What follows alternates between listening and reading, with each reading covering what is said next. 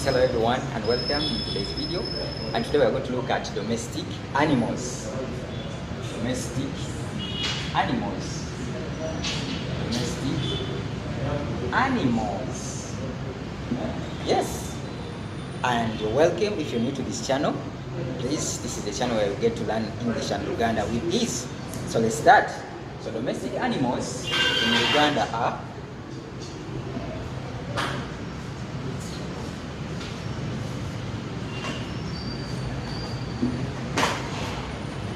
yes. So domestic animals in Luganda, they are. Can you read this? Yes, they are Ensolo, Zewaka. Ensolo, Zewaka. So domestic are Zewaka. Animals, Ensolo. So domestic animals, they are Ensolo, Zewaka. Ensolo, Zewaka. So let's start. Cow. Cow. Cow is ente. Ente. Cow is ente. Bull. Bull. Bull is enume. Enume. Cow, ente. Bull, enume. Hope you can note the difference. So let's take an example. The cow gives us milk. The cow gives us milk. Ente etuwa amata. Ente etuwa amata. The cow gives us milk.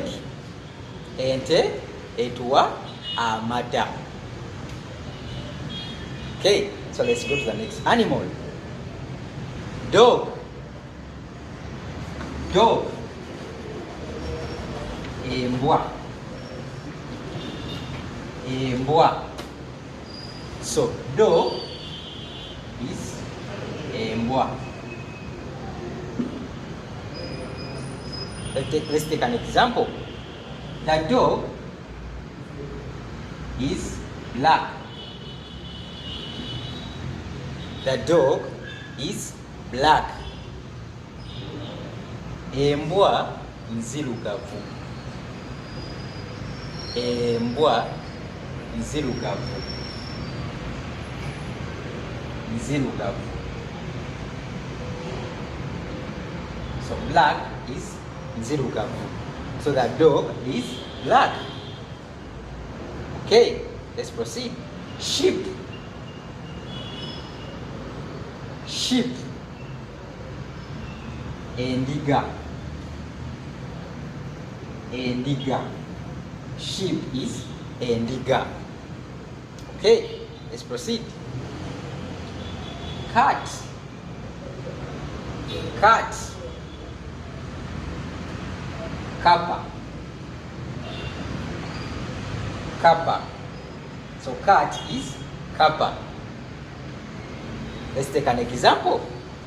The cat eats rats. The cat eats rats. Kappa area messy. Kappa area messy. Kappa area messy. Yes, it's double M. Kappa area messy. Okay, let's proceed.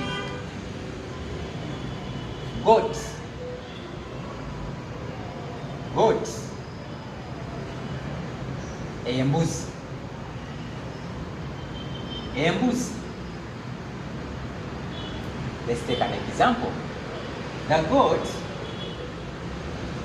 eats grass. The goat eats grass. Embuzi erya muddo. Embuzi erya muddo. Embuzi erya muddo. Okay, so let's proceed. Pigs. Pigs. Embizzi. Embizzi.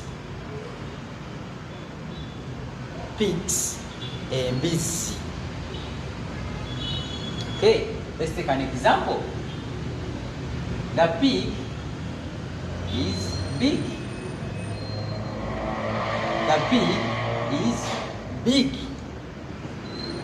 It's going to be embizzi nene. Embizzi nene. Embizzi nene. Okay, let's proceed. Horse. Horse. Horse is embalas. Embalas. So horse is embalas.